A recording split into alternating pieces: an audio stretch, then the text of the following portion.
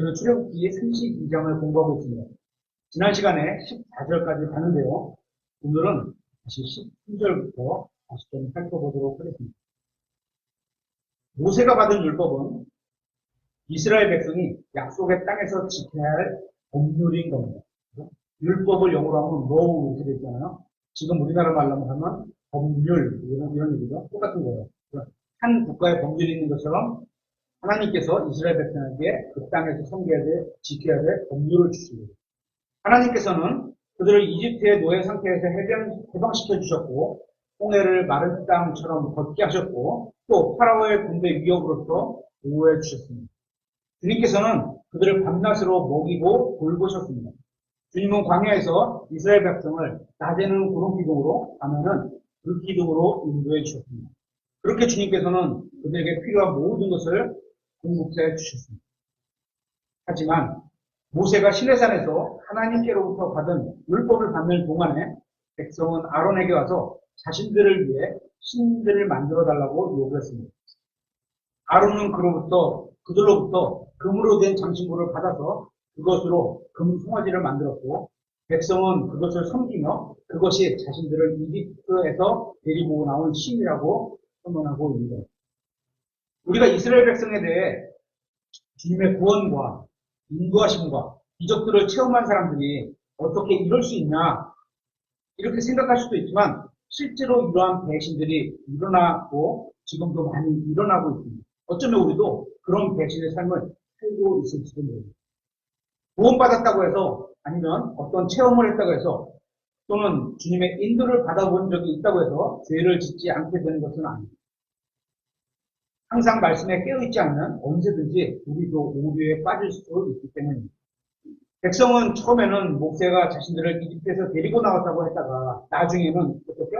금송아지가 자신들을 데리고 나왔다고 했습니다.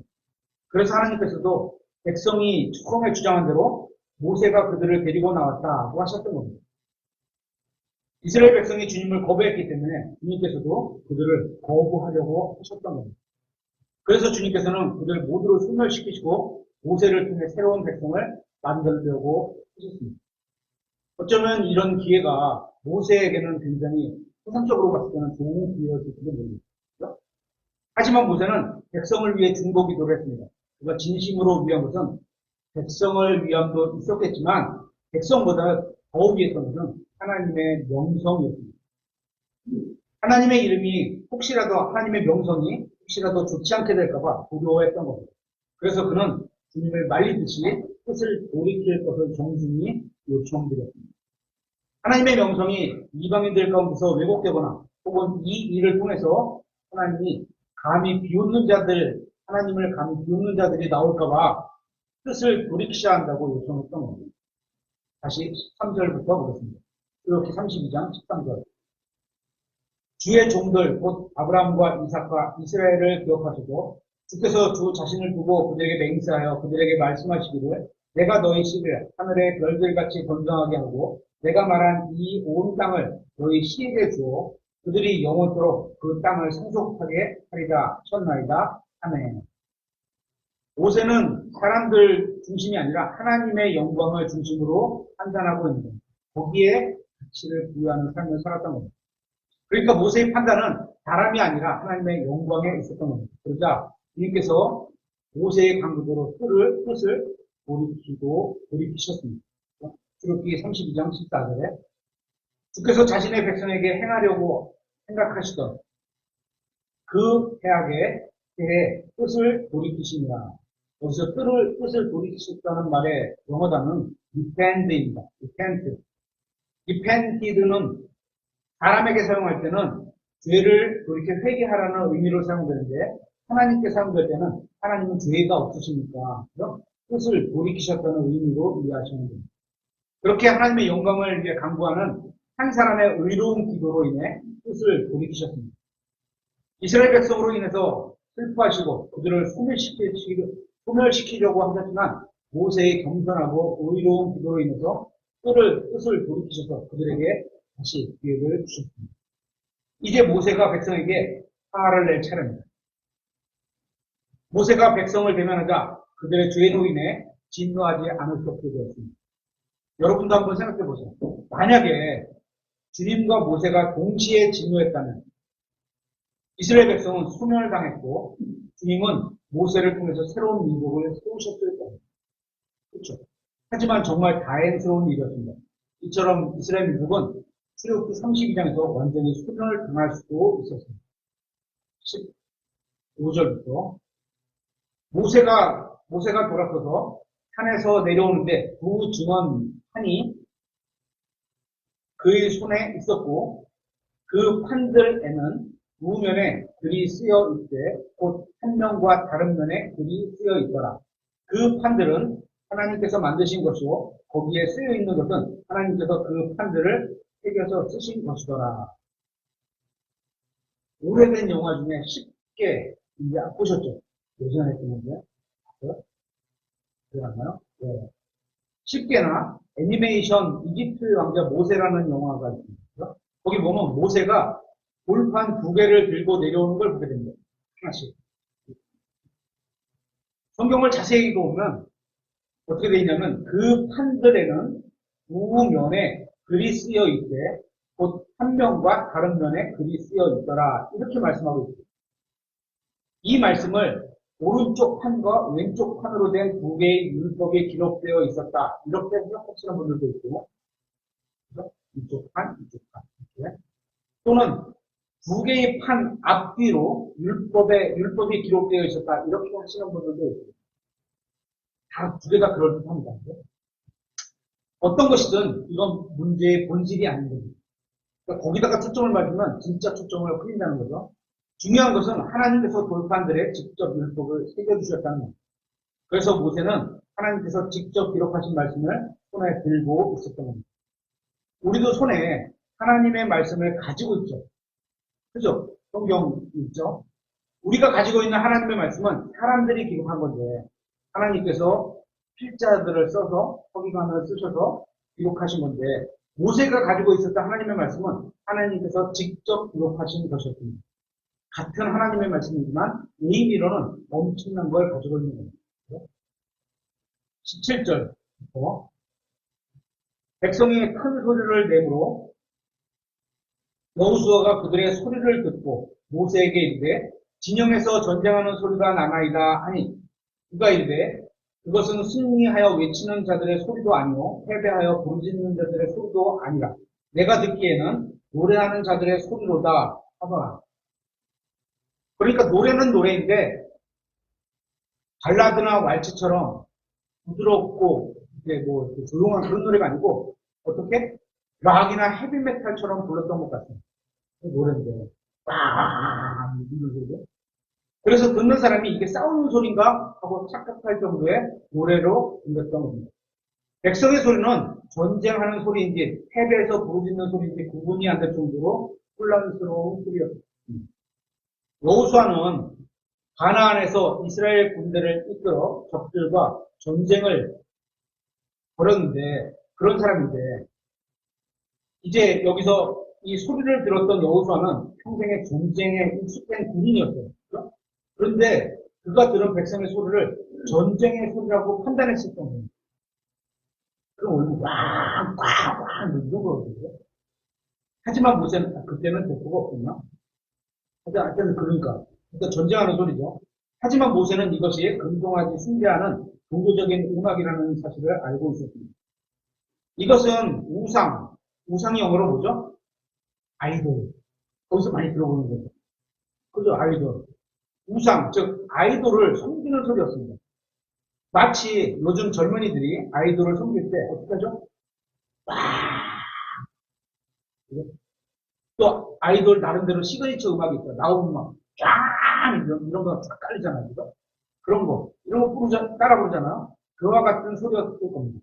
사람들이 하나님을 떠나 금송아지 같은 우상을 숭배할 때 이런 시끄러운 음악을 사용하는데 이런 게 예배의 일부로 받아들이게 되었다는 겁니다. 그죠? 누구를 섬긴다고 해서 하나님을 섬긴다 그러면서 이거를 받아들이는 거예요. 그죠? 마치 요즘 교회들에서 예배라고 하면서 이런 음악을 받아들이는 것과 아주 흡사해 보여서 그 의미를 깊이 생각해 보게 됩니다. 지금부터 50년 전쯤에 제가 어렸을 때, 그죠? 어떤 교회에서도 육신을 자극하는 리듬이나 음악을 예배 시간에 부르거나 연주한 적이 없습니다. 어떤 교회에서도. 마치 전쟁의 소리 같이 새끼리 부닥치는 전자음악 소리.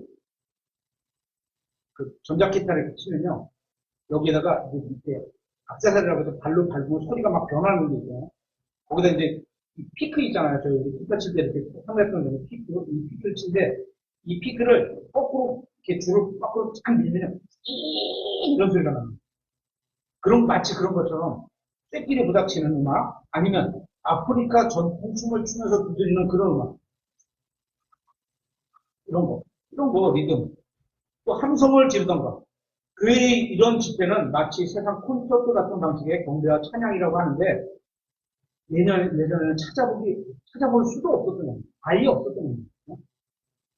18절에 노래하는 자들의 소리로다 해서 여기 소리로 번역한 영어 단어는 노이즈입니다. 노이즈가 뭔지 아세요? 노이즈. 예를 들어서 이제 소음, 잡음, 뭐 이런 소리 이런 걸 노이즈라고 해요. 그러니까 이게 노이즈입니다. 성경에서 이 노이즈가 뭐 항상 부정적이지는 않지만 어쨌거나 여기도 이거를 쓴 거예요. 그렇죠? 어쨌건 일반적인 소리는 아니고 노이즈가. 그렇죠? 여호수아가 그 소리를 듣고 그것이 하나님을 찬양하고 있다고 생각하지 않고 전투하고 있다고 생각했다는 점을 주목해 볼 필요가 있습니다. 그는 이러한 소리를 이전에는 들어보지 못했기 때문에 제대로 분별하지 못했던 겁니다.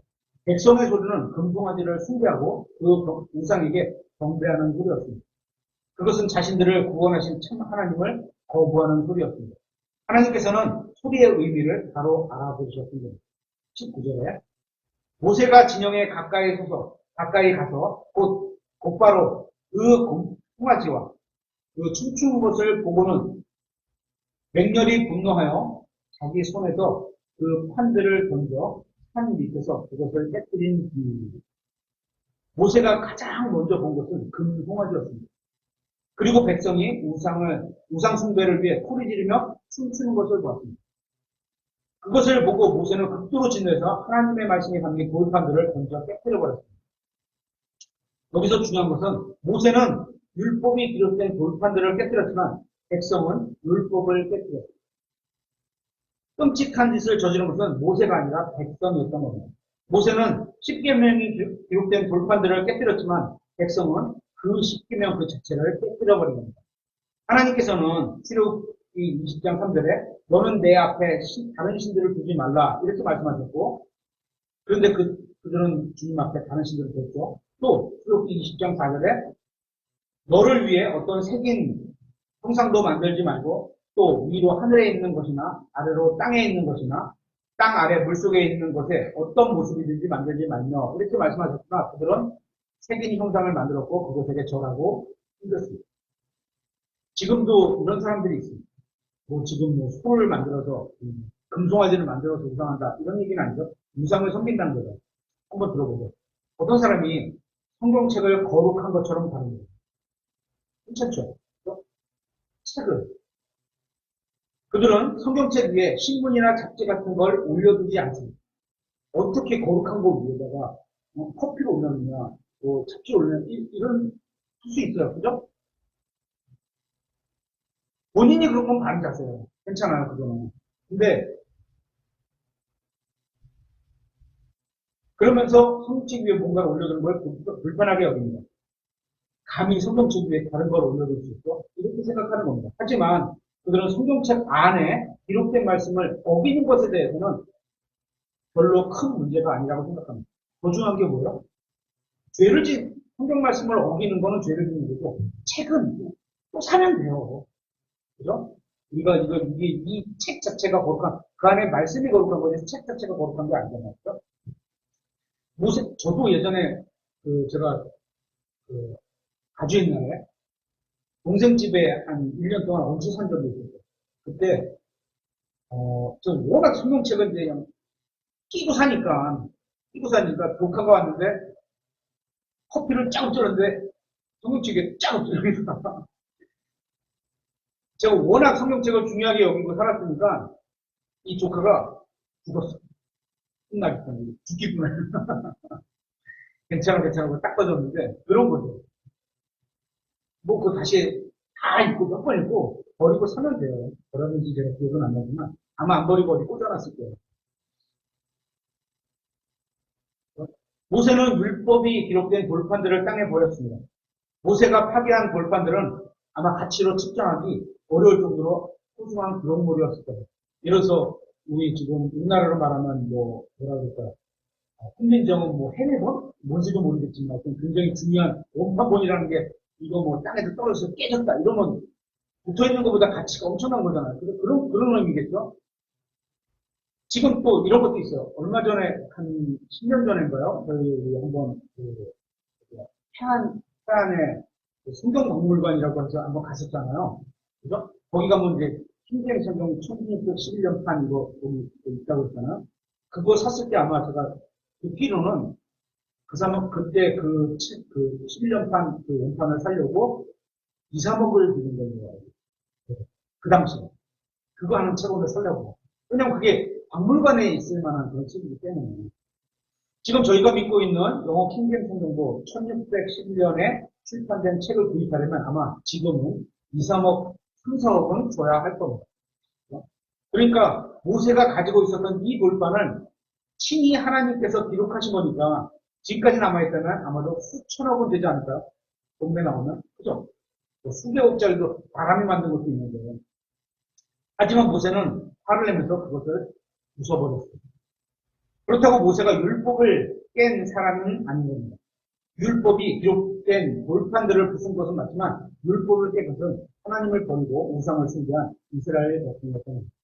이 상황을 우리에게도 한번 적용해 보겠습니다. 제가 만약에 성경을 찢어요. 그럴 일이 없겠죠. 그렇죠? 그럴 일이 없겠죠. 만약에 제가 성경을 찢는다면 찢었어. 성경 확 찢었어. 그리고 나서 이제 앞으로 남은 삶을 살아가는데 성경에 기록된 믿음으로 산다. 살았다면 저는 그리스도의 심판석에서 하나님의 말씀을 멸시한 사람이 아니라 말씀을 존중한 사람으로 평가받았어요. 책은 찢었지만 말씀을 믿으면 그 안에 있는 말씀을 믿고 살아갔습니다. 하지만 누군가가 성경을 처음 제작되었을 때 그대로 우리 그 신발 보관하는 것이요. 에디션이라고 나오면 포장도 안 뜯고 비닐도 안 뜯고 그냥 그대로 두잖아요. 흠도 없이 포장도 뜯지 않은 채로 깨끗이 보존했는데도 그가 성경을 읽지 않고 연구하지 않고 말씀에 순종하지 않는다면 그는 성경을 존중한 사람이 아니라 멸시한 사람으로 평가받을 겁니다. 성경책 자체를 중요하게 하는 게 나쁜 것은 아니지만 어떤 의미로 그것은 의미가 없을 수도 있습니다. 진짜 의미 있는 건 기록된 성경 말씀대로 믿고 행하는 겁니다. 성경은 행함이 없는 믿음은 죽은 것이라고 분명히 말씀하고 있습니다. 참된 믿음에는 행위가 따른다는 겁니다. 그래서 뭐 믿음으로 행해라 이러니까 행해라만 갖고 따지면 이게 결국은 율법의 행위가 되거든요. 내 마음에 믿음이 있다면 그 말에 따른 행동이 자연스럽게 나온다는 그런 행위를 말하는 거예요. 하나님의 말씀을 믿는 믿음은 믿음에 따른 행위가 있게 된다는 겁니다. 있어라, 보여라 이런 게 아니고 자연적으로 있게 보인다는 거예요. 예를 들어서 내가 이웃을 사랑하면 지나가던 사람이 다쳐서 넘어있는데 그를 뭐 치료해주고 뭐 여관반에다 늦춰놓고 내가 올 때까지 다시 지우라겠다 이런 사마리아인 같이 그런 어떤 행위가 따른다는 거죠. 성경에는 율법도 행위가 있고 율법의 행위 이런 표현이 있고 또 사람들이 행하는 행위도 있고 이런 것들이 있는데 이 둘은 착하게 보일지는 모르지만 하나님을 보실 때는 의미 없는 행동일 뿐입니다. 하니까 어찌해 이런 거 안 되는 것도 없는 거죠. 믿음의 행위와 율법의 행위는 정반대의 개념입니다. 하나는 마음으로 믿어서 하는 거고 하나는 글자가 있으니까 억지로 시켜서 하는 거고 이걸 구분하지 못해도 율법주의라는 인간에 빠지게 되는 겁니다.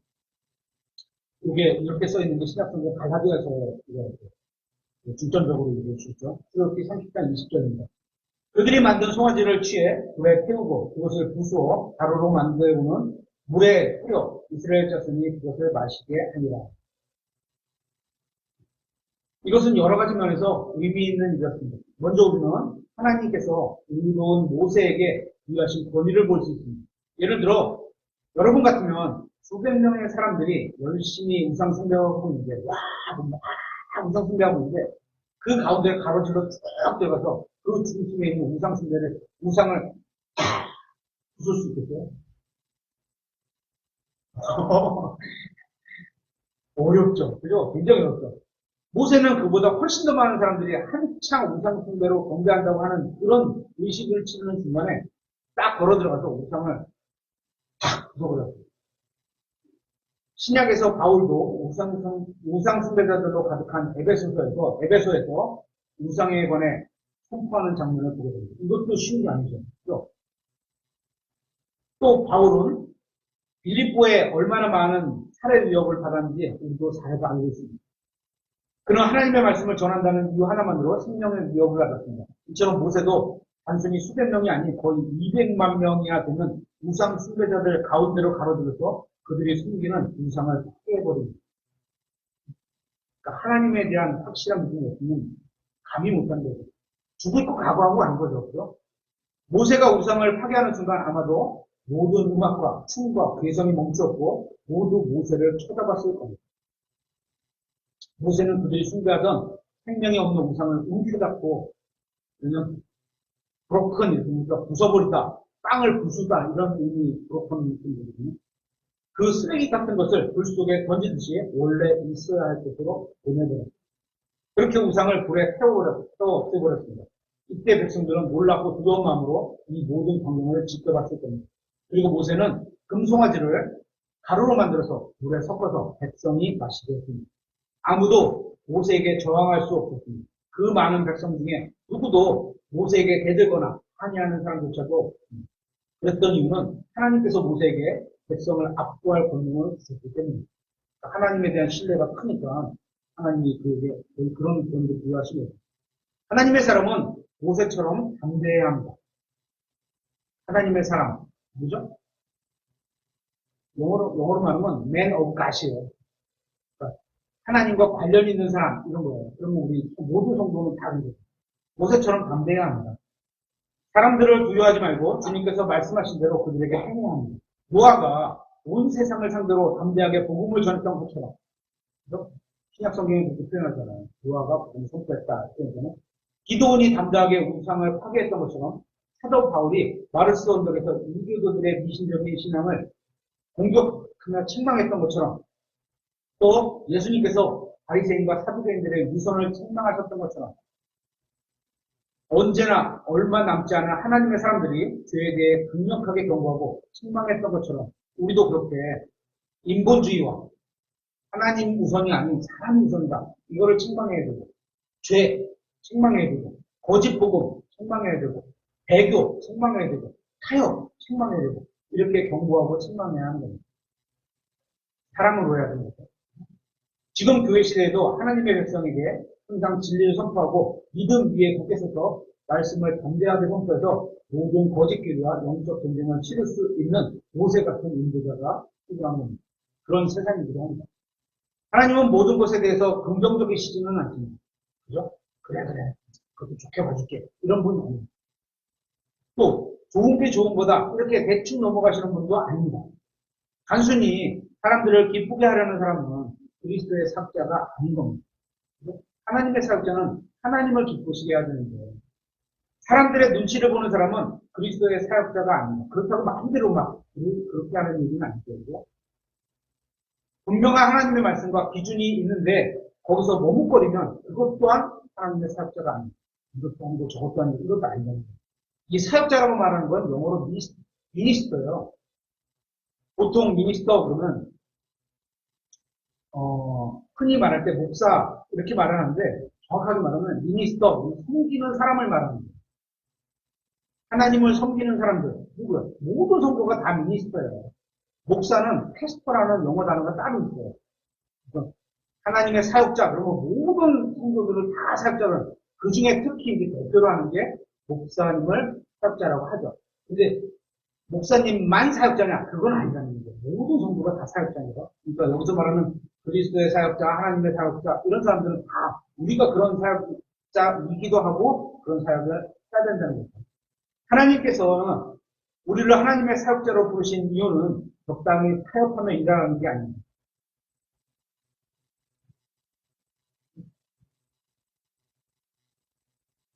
우리는 반드시 순수한 진리 위에 서야 합니다. 거짓이 섞이면 안 됩니다. 하나님은 거짓과 함께 하시지 않으니까. 진리가 무엇인지 가르쳐함과 동시에 거짓에 대해서 주저하지 말고 단호히 드러내야 합니다. 또 거짓입니다. 믿으시면 안 됩니다. 따라가면 안 됩니다. 어쨌건 모세는 금송아지를 가루로 만들어서 사람들에게 맛있게 했습니다.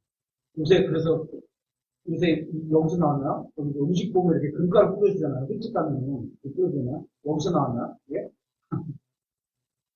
모세는 요즘 어떤 목사님들 같이 백성에게 멋진 송아지를 만들었다고 말하지 않고, 야, 너네 만들기 진짜 잘했다. 긍정적이면 이럴 수 있던데요. 모두게 긍정적이진 않은 거예요. 금송아지를 보면서 예배를 도와주는 도구다. 지금 아론이 그렇게 되는 거잖아요. 그런 입장을 취했잖아요. 그죠? 어? 그런 것도 아니고 더 많은 사람들에게 복음을 전하기 위해서 진리를 좀 양보해야 된다. 이런 것도 안 됩니다. 그죠? 안 되는 건 안 되는 거예요. 그래서 뭐 어떤 좋은 그냥 흔히 말하는 개방적인 예배 형식 듣기에는 굉장히 좋은데 조심스러워야 돼요. 이게 그거를 통해서 악이 들어오고 죄가 들어오고 이럴 수 있거든요. 분별이 안 되면 음악이 성경에 보면 두 가지로 쓰이잖아요. 악한 음악도 있고 사람을 괴롭히는 악한 음악도 있고 하나님께 찬양하는 좋은 음악도 있잖아요. 가운데 음악이에요. 이건 다 음악이에요. 이 둘을 분리를 할 줄 알아야 돼요. 육신에 따른 음악, 내 흥을 돋구는 거예요. 세상에 따른 거고 악한 거. 그죠? 하지만 우리의 마음을 하나님께 드리도록 이렇게 좀 각성시켜주고, 더 하나님의 은혜를 뜨겁게 느끼게 해주고, 그런 음악도, 좋은 음악도, 이렇게 좀 분리를 할 수 있어요. 그러니까 모든 음악을 그냥 다 받아들인다. 이게 바람직한 거 아니에요. 가끔 이제, 우리 유튜브에서 젊은, 설교자들이 가끔 설교하는 게 나와요. 20대 후반, 30대 후반. 가끔, 한번 들어보면 이런 표현을 써요. 음악 같은 거를 그냥 좀 자유스럽게 받아들여야 된다. 좀 조심스럽다고 생각해요. 우리 뭐 그런 나쁜 의도로 말한 건 아니었겠지만 그래도 그 표현 자체가 그냥 받아들이는 사람 입장에서는 아 그럴 수 있나 보다 이렇게 받아들이면 안 되고 그렇게 만들면 안 되는 거죠.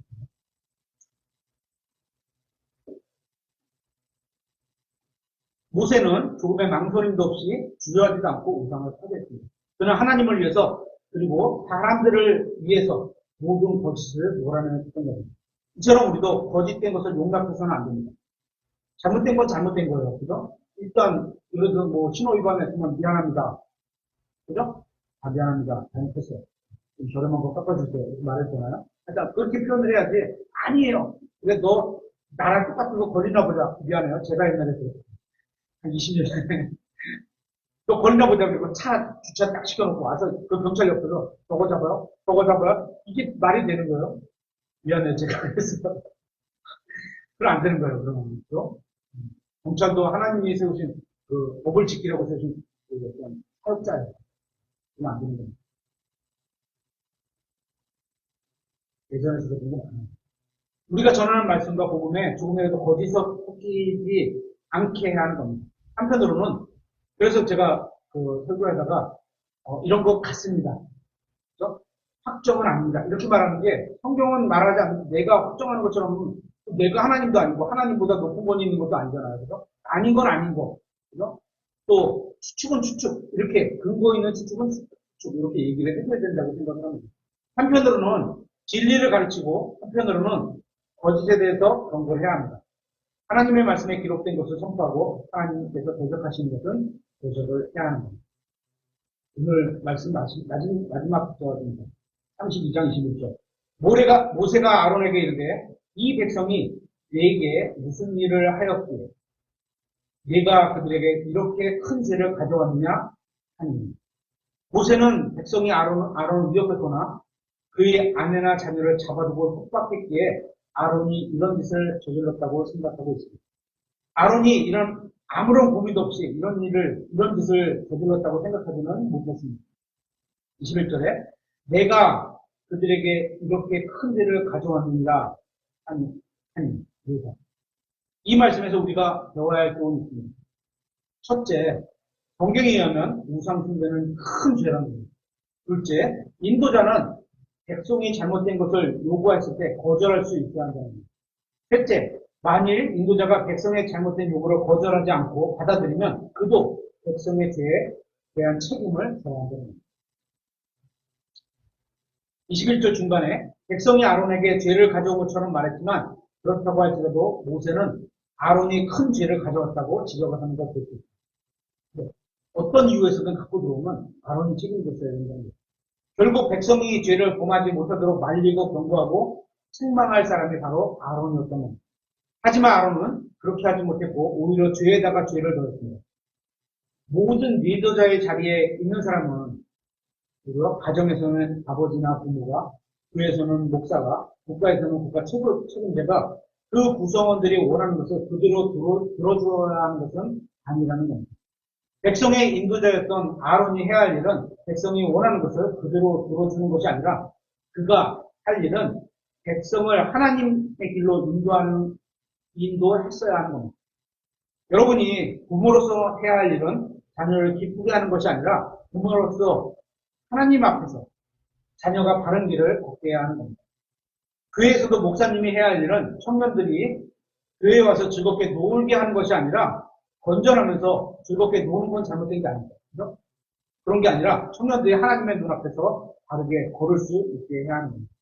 교회 목사가 해야 할 일은 성도들의 기분을 좋게 해주는 것이 아니라 성도들이 하나님의 눈앞에서 바른 길을 걷게 해야 하는 겁니다. 여러분이 좌로나 우로나 치우치지 않으면서 하나님의 길로 걸으면 여러분의 자녀들도 여러분을 따라서 주님께서 주시는 복된 길로 걷게 될 겁니다. 교회에서 여러분이 한 부서를 인도하는 리더자라면 교회는 이제 교회가 커지면 뭐 성가대도 있고 재정부도 있고 뭐 세신자부도 있고 또 무슨 부도 있고 막 부서가 막 이렇게 많으시잖아요. 그죠? 리더자가 있어요. 각 부서마다 리더자에 위치하면 회중이 원하는 것을 반드시 줘야 되는 거 아니에요. 그걸 들어보고 하나님의 뜻에 합당하면 주는 거죠. 다수가 원하는데. 하지만 하나님의 뜻에 합당하지 않으면 다수가 원한다 하더라도 못 주는 거죠. 하나님께서 여러분에게 주신 것을 회중에게 전해주어야 하는 겁니다. 그러니까 하나님의 말, 하나님은 그걸 원하지 않고 이걸 원하시니까 우리는 이런 방향으로 가야 되지 않습니까? 이렇게 얘기하는 거죠. 순수한 것, 오류가 섞이지 않은 것. 하나님께서 여러분에게서 이런 걸 주셨는데 여러분도 그렇죠? 순수한 진리의 말씀을 전해야 하는 겁니다. 사람들을 따르지 말고 진리의 길, 하나님의 길, 말씀의 길로 사람들을 인도해야 하는 겁니다. 아론처럼 하나님을 대적하는 것을 만들어서 회중에게 주지 말아야 합니다. 만들지는 않더라도 가지고 들어와서 쓰는 걸 허용해서 책임이 있는 거예요. 요즘은 다른 교회들에서 교회에서 예식하는 거를 별로 요새 보지 못해서 어떤지 모르는데 이것도 한 10여 년 전 교회 이름을 말하면 좀 미안하고 한강변에 있는 큰 교회예요. 거기서 아버지가 장로님이시니까 거기서 이제 예식을 치는데 예식 순서에 본 예식 순서에 하나님 말씀 끝나고 나서 축하 노래 있는 즈음에 마술쇼가 있는 거예요. 마술쇼가 동생의 마술쇼. 형이 그런 동생의 마술쇼. 그러니까 그때 제일 담임 목사님이죠. 제일 큰 목사님이 예배를 시작하기 전에 술을 드셔서 이건 아니라고 생각하셨던 거죠. 그래도 그거는 그 목사님이 그래도 깨어 있는 거죠. 그죠? 하나님은 마술하는 걸 좋아하시지 않는다. 너무 강하게 결혼식장 자리니까 강하게 말씀하시면 안 돼요. 안 하시면 좋겠고 굳이 꼭 하시고 싶으면 피로연장을 갖다 하시면 어떻습니까? 이렇게 이제 다 얘기해서 다 하셨다고 생각해요. 하여튼간 결론을 했어요. 이번 여에서 그런 거죠. 회중에게 주지 말아야 합니다. 회중이 죄를 지었지만 모세는 아론에게 네가 큰 죄를 가져왔다 이렇게 책망을 하고 있는 걸 볼 수 있습니다. 어쩌면 회중이 죄 짓는 것을 막을 수는 없겠지만 그죠? 뭐 저도 자녀가 죄를 짓는 걸 막을 수는 없잖아요. 내가 따라다니면서 아니 생각을 어떻게 막아? 그죠? 결론은 못 막는 거예요. 이건. 육신적으로는 막아서 가볼 수 있지만 마음의 생각까지 막을 수는 없으면 못 막는 거예요. 그래서 저도 그걸 늦게 깨닫고 나서 그때부터는 그런 겉으로 막는 거는 좀 자제해요. 하지만 계속 마음속으로 그렇게 하지 않도록 말로 우리가 뭐 조심해야 돼, 위험한 상황 서면 안 된다, 이렇게 이러고 안 된다, 이거 계속 얘기를 했어요. 모세는 그렇죠. 최소한 그들이 죄를 짓지 않도록 도와줘야 하는 겁니다. 그러면서 죄에 대해서는 경고해야 합니다. 또 그리고 타협하지 말아야 합니다. 사람을 기쁘게 하지 말고 오직 하나님을 기쁘게 하며 살아야 합니다. 마지막 절을 찾아볼게요. 갈라디아서 1장 10절입니다.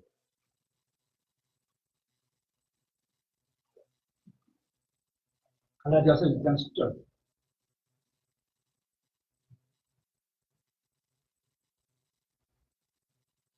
사역자들이 이러면 안 되겠죠. 내가 지금 사람을 설득하느냐? 하나님을 설득하느냐? 누구를 설득해야 돼요? 사람을 설득해야 돼요. 하나님을 설득해서 뜻을 돌이키라고 하신 분은 없는 거잖아요. 아니, 모세는 뜻을 돌이키라고 하신 이유가 있었어요. 그의 심중에는 하나님의 영광이 일본에도 났으니까 그는 그럴만 했어요. 혹은 사람을 기쁘게 하기를 구하느냐? 내가 아직도 사람을 기쁘게 하느냐? 그리스도의 종이 아니에요. 하나님을 기쁘게 해야 되냐? 여러분, 우리는 사람을 기쁘게 하지 말고, 그렇다고 사람을 기쁘게 하지 말라. 이런 표현은 아니에요. 그죠? 항상 처음에다 하나님을 기쁘게 해야 된다는 거죠. 그거를, 순서를 틀지 말라는 거예요. 그죠? 내 부모를 미워하지 않으면 나를 사랑하지 않는다. 이렇게 하니까 부모를 미워해야 된다. 이렇게 하면 이건 어긋나는 거예요. 부모도 사랑하는데 첫 번째에다 하나님을 구하는 거지, 부모를 미워하는 말이 아니에요. 이것도 마찬가지죠. 하나님의 순수한 말씀을 사람들에게 전해야 합니다. 그것이 하나님의 사람인 우리가, 하나님의 사역자인 우리가, 하나님의 일꾼인 우리가 해야 할 일입니다. 오늘 여기까지 보도록 하겠습니다.